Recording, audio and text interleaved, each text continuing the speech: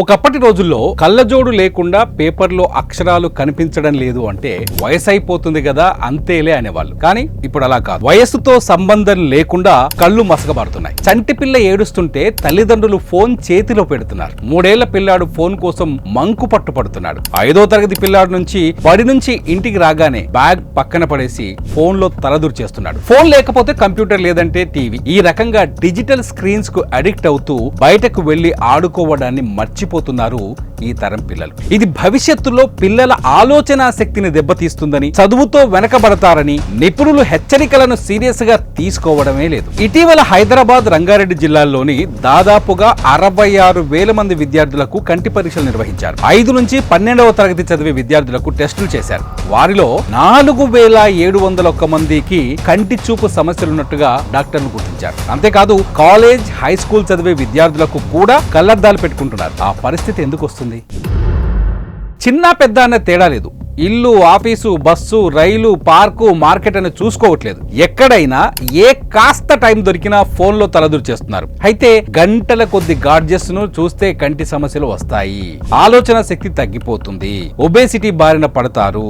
ఒక్కటేమిటి, అనేక అనారోగ్య సమస్యలు వచ్చి పడుతున్నాయంటున్నారు డాక్టర్. ఎక్కువ సమయం స్క్రీన్ చూడటం వల్ల కలిగే అనర్థాల గురించి ఆందోళన వ్యక్తం చేస్తున్నారు. ఇండియన్ అకాడమీ ఫర్ పీడియాట్రిక్స్ ప్రకారం 2 ఏళ్లలోపు పిల్లలు ఎలాంటి స్క్రీన్స్ చూడకూడదు. ఈ రోజుల్లో గాడ్జెట్స్ ను పిల్లలు దూరం చేయడం సాధ్యం కాదు. అందుకే వాళ్ళు చూసే టైంపై నియంత్రణ తీసుకోవాల్సిన అవసరం ఉంది. కళ్ళ వంట, కంటి చూపు తగ్గడం, కళ్ళలో నీరు కారడం, కళ్ళు పొడిబారడం వంటి సమస్యలు చాలా మంది ఎదుర్కొంటున్నారు. అయితే కొన్ని చిట్కాలు పాటించటం వల్ల కంటి చూపు మెరుగుపడటమే కాకుండా కళ్ళజోడు పెట్టుకునే అవసరం ఉండదు. ల్యాప్టాప్, మొబైల్, టీవీ, కంప్యూటర్ ఇలా ఏదైనా సరే స్క్రీన్ వైపు తదేకంగా చూడకూడదు. అప్పుడప్పుడు కనురెప్పలు ఆర్పుతూ ఉండాలి. కనీసం 2 సెకండ్ల పాటు కళ్ళు మూసుకొని ఆ తర్వాత తెరవాలి. 5 సెకండ్ల పాటు కనురెప్పలు మూయడం, తీయడం వేగంగా చేయాలి.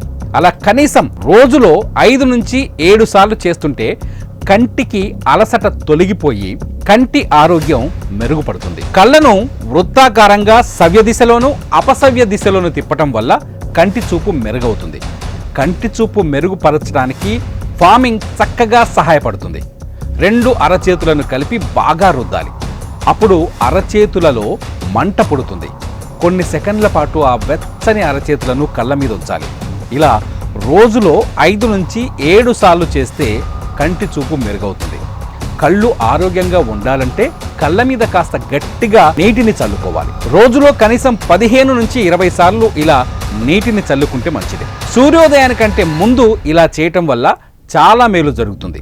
కంటి చూపు మెరుగవ్వడానికి ఆహారం చాలా ముఖ్యం.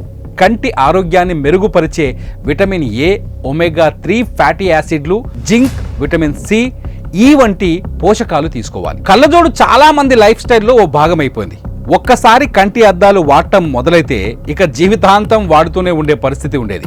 కానీ లేటెస్ట్ టెక్నాలజీ వస్తున్న ట్రీట్మెంట్తో కంటి అద్దాల వాడకానికి రామ్ రామ్ పలకొచ్చు. అదెలాగంటారా? హైదరాబాద్లో మియాపూర్లోని అమెరికన్ లేజర్ కంటి ఆసుపత్రి అద్భుతమైన వైద్యం అందిస్తుంది. కంటి సమస్యకు సంజీవినిలా ట్రీట్మెంట్ అందిస్తుంది. కంటి అద్దాల నుంచి శాశ్వత విముక్తి కలిగిస్తుంది. ఇక మీరు గ్లాసెస్ పెట్టుకునే అవసరమే లేకుండా పోతుంది. కంటికి తాకకుండా, బ్లేడ్ వాడకుండా స్మార్ట్ లేజర్ రోబోటిక్ ట్రీట్మెంట్తో సెట్స్కి సెలవు పెట్టొచ్చు. చంటి పాపను కనుపాపలాగా జాగ్రత్తగా చూసుకోవాలని అంటున్నారు. కంటిని అలక్ష్యం చేస్తే జరిగే నష్టాన్ని రీప్లేస్ చేయలేం. అందుకే కంటి సమస్యతో ఉన్నవారు ఇప్పటికైనా మేల్కోండి.